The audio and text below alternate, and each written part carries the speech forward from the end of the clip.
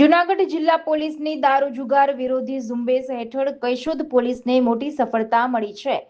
ખાનગી બાતમીના આધારે પોલીસે ખમીદાણા ગામની સીમમાં આવેલા એક ખેતરમાં મધરાતે રેડ કરી હતી, જ્યાં ચણાના ઢગલામાં સંતાડીને રાખવામાં આવેલ વિવિધ બ્રાન્ડની કુલ 337 બોટલ વિદેશી દારૂ મળી આવ્યો હતો, જેની કિંમત ₹2,52,146 જેટલી થાય છે.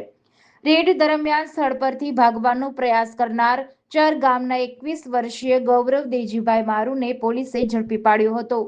પૂછપરછમાં આરોપીએ રાજસ્થાનના ઉદયપુર પંથકમાંથી દારૂ લાવી ખેતરમાં સંતાડ્યો હોવાનું કબૂલ્યું છે. પોલીસે આરોપી સામે ગુનો નોંધી દારૂ સપ્લાય કરનાર રાજસ્થાનના કુશાભાઈ નામના શખ્સને વોન્ટેડ જાહેર કર્યો છે.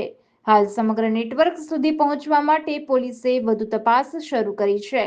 કેશોદ પોલીસનું કહેવું છે કે દારૂબંધીના કાયદાનો કડક અમલ કરાશે અને ગેરકાયદેસર દારૂની હેરાફેરીમાં સંડોવાયેલા તમામ તત્વો સામે કાયદેસરની કાર્યવાહી કરવામાં આવશે.